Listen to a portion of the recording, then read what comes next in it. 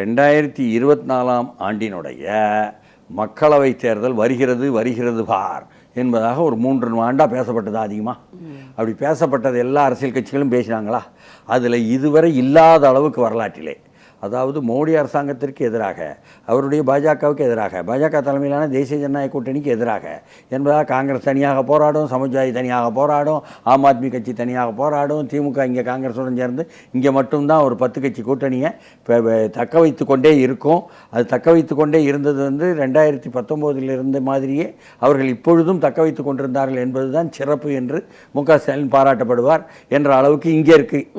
இப்படிப்பட்ட நிலைமையில முதல் முறையாக எல்லாருமே ஒன்னா வரணும். ஏன்னா அங்க எல்லா மையத்தில் இருக்கின்ற எல்லா நிறுவனங்களையும், குறிப்பா சிபிஐல இருந்து, இடியில இருந்து, ஐடியில இருந்து எல்லாமே இந்த எதிர்கட்சி தலைவர்கள் இவர்களுக்கெல்லாம் எதிராக தூண்டிவிடப்படுகிறதுன்னு ஒரு எண்ணத்தை, நிறைய பேர் மேல வழக்கு, நிறைய பேர் மேல அமலாக்கத்துறையில கைது என்பதெல்லாம் தொடர்ந்து நடந்திருக்கு என்பதை சுட்டி காட்டுறாங்க. அதாவது பாசமரத்திலிருந்து கெஜ்ரிவால் வர, சிசோடியா மூலமாக சஞ்சய் ஜெயசிங் வர, இப்படி எல்லா இடத்துலையும் இப்படியாக பல்வேறு புத்தாய்ப்பாக கெஜ்ரிவாலுடைய கைதி என்பது பேசப்படுது. ஏன்னா சுப்ரீம் கோர்ட்லேயே கேட்டாங்க, எங்க 1 மாதம் பொறுத்திருக்கலாமே, எலெக்ஷன் முடிகிற வரை என்ன அவசரம், இவ்வளோ நாள் ஆனது அப்படிங்கிற மாதிரி கேட்கப்பட்டு, மற்ற விஷயங்கள்லாம் நியாயம் இருக்கிறது, இவங்க ஊழல் பண்ணியிருக்காங்க அதனால அப்படின்னு நினைச்சா கூட கெஜ்ரிவால் தேர்தல் நேரத்தில் செய்கிறீர்கள் என்பதாக கேட்கப்பட்டது. இந்த அளவுக்கு ஒரு மோதல்கள் வந்துதான் இந்த தேர்தல் வந்துச்சு. அப்ப இந்த தேர்தல் 7 கட்டமாக பிரிக்கப்பட்டது. இந்த 7 கட்ட தேர்தலும் என்ன, சோசியல் மீடியாவுடைய ரோல் இந்த தேர்தலில் தான் மிக முக்கியமாக உள்ளபடியே சொல்ல போனால் 2014 நரேந்திர மோடி அவர்கள் இந்தியாவினுடைய அரசியலில் தலைமை அமைச்சருக்காக என்று அறிமுகப்படுத்தப்படும் பொழுது, வேட்பாளராக வெளியே சொல்லப்படும் பொழுது அவர் சார்ந்திருந்தது சமூக ஊடகங்கள், என்ன சோசியல் மீடியாவை அவர் தான் பிரபலப்படுத்தி விட்டதே. அதன் மூலமாகத்தான் அவருக்கு அந்த பிரபலம் திட்டமிட்டு செய்யப்பட்டதாக சொல்லப்பட்டது. ஆனால் இன்று அது பட்டி தொட்டி எல்லாம் போயிருச்சு. அதனால எண்ணற்ற எண்ணிலடங்கா வானத்து நட்சத்திரங்களை எண்ணிப்பார்னு ஒரு இதுல சொல்லுவாங்க, அது மாதிரி எண்ணிலடங்கா யூடியூபர்ஸ் வந்துட்டாங்க. எல்லாரும் மக்களே அவங்களுடைய சொந்த கருத்தை பேச ஆரம்பிச்சிட்டாங்க. வாட்ஸ்அப்பில் எழுத ஆரம்பிச்சிட்டாங்க. ஒவ்வொரு கிராமத்துலையும் குறைஞ்சபட்சம் ஒரு 10-15 பையங்களாவது என்ன இந்த மாதிரி கைபேசியை வச்சுக்கிட்டு வாட்ஸ்அப்பை பார்த்துக்கிட்டு கருத்துக்களை பரப்பிக்கிட்டு இருக்காங்க. அதை பார்த்துக்கிட்டு இருக்கிறாங்க, அதையும் வெளியில் சொல்லிக்கிட்டு இருக்காங்க, அதை மற்றவனும் கூட சேர்ந்து பார்த்துக்கிட்டு இருக்காங்க என்பது எல்லா கிராமத்துக்கும் போயிட்டு, இன்னைக்கு சூழலில் நிலைமை முன்ன மாதிரி இருக்குமா வேற மாதிரி இருக்குமா என்பது தான் ஒரு குணாம்ச ரீதியான மாற்றத்தை காண்பது தான் இந்த தேர்தல் 2024. இப்படிப்பட்ட தேர்தலில் ஒவ்வொரு கட்டமாக வரும்பொழுதே வந்துச்சு என்னன்னா, முதல்ல ஒரு 2 கட்டம் தெரியல பெருசா, 3ஆவது கட்டத்திலிருந்து எங்க பாஜக சரியுதுங்க இப்படியெல்லாம் பேச ஆரம்பித்தாங்க. 4ஆவது கட்டம் அதேமாரி, 5ஆவது கட்டம் அதேமாரி, 6ஆவது கட்டம், 7ஆவது கட்டம், இப்படியாக ஒவ்வொரு கட்டமும் பேச ஆரம்பித்து செய்திகள் வந்துகிட்டே இருந்துச்சு. அது பெருசாக தடுக்க முடியலை.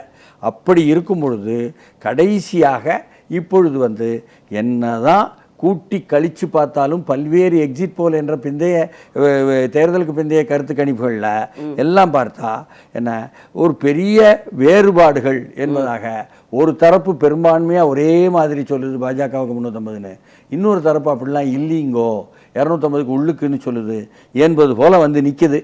ஆனாலுமே இந்த மைய அரசுக்கு எப்பவுமே அங்க இருக்கிற பியூரோக்ராட்ஸ் ஒன்று டிசைட் பண்ணுவாங்கல்ல, அதிகாரிகள் ஃபீலர்ஸ், அவங்க என்ன நம்புறாங்க அப்படின்னா இன்னைக்கு ஆட்சியில இருக்கிற கூட்டணி ஒரு 250 எப்படியாவது வந்துருவாங்க அப்படின்னு நம்புறாங்களா அவங்களும்.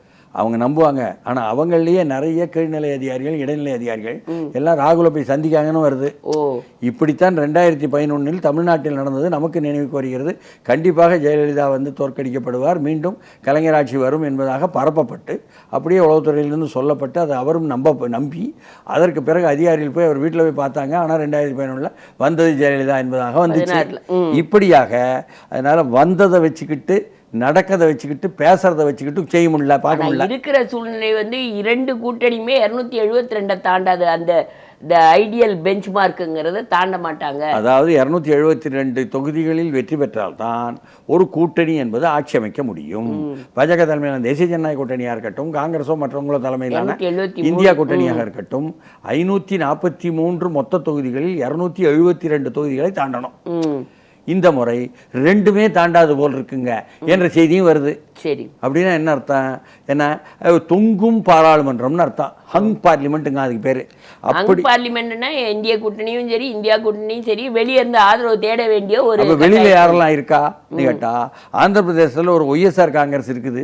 ஆமா, அவங்க சில பல தொகுதிகளில் வெற்றி பெற்று வந்துருவாங்க. ஒரிசால பிஜு ஜனதா தள் இருக்குது, அவர்களும் சில பல தொகுதிகளில் வெற்றி பெற்று வந்துருவாங்க. உத்தரப்பிரதேசத்துல பிஎஸ்பி தனியா நிக்குது, பகுஜன் ஜமாத் கட்சி இருக்குது, 1-2 கூட வரலாம். பஞ்சாப்லயும் அதே மாதிரி சேடு தனியா, சிரான்மணி அகாலி தள்ல சொல்றீங்க. அதே மாதிரி வடகிழக்கு மாநிலங்களில் உள்ள சின்ன சின்ன கட்சிகளுடைய இவங்களை எல்லாம் இழுப்பது என்பதற்கான வேலையை 2 பக்கமும் செய்வாங்களா இல்லையா? அப்போ பணமும் மற்றதும் விலையும் பேசப்படுமா இல்லையா என்ற கேள்வி எல்லாம் தானே வருது. அப்போ எம்பிக்களுக்கு விலை கூடுமா இல்லையா என்பது முதல் கொண்டு பேசப்படுது. அப்படி இருக்கும் பொழுது என்ன, அங்கே வந்து தெலுங்கு தேசம் கட்சி வந்து இதுவரை காங்கிரஸ் கூட இருந்த தெலுங்கு தேசம் கட்சி இந்த முறை பாஜகவோடு போயிருக்கு, ஆந்திராவில் நிக்குது. அப்படி லேசா இந்த பக்கம் திரும்பி பார்க்குங்கிறீங்களா?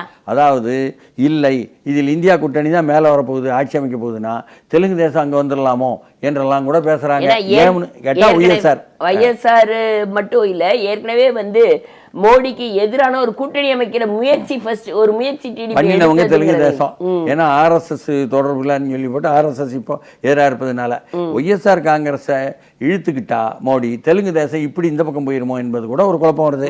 இன்னொரு பக்கத்தில் தேஜஸ்வி சொன்னாரு நிதிஷ்குமார் திரும்பி வந்துருவாருங்க அப்படின்ட்டு. அவரை ஏற்கனவே அங்க பல்டி குமார்னு சொல்லிட்டு இருக்காங்க, ஆனாலும் இப்படி சொல்றாரு என்பதும் கூட வருது.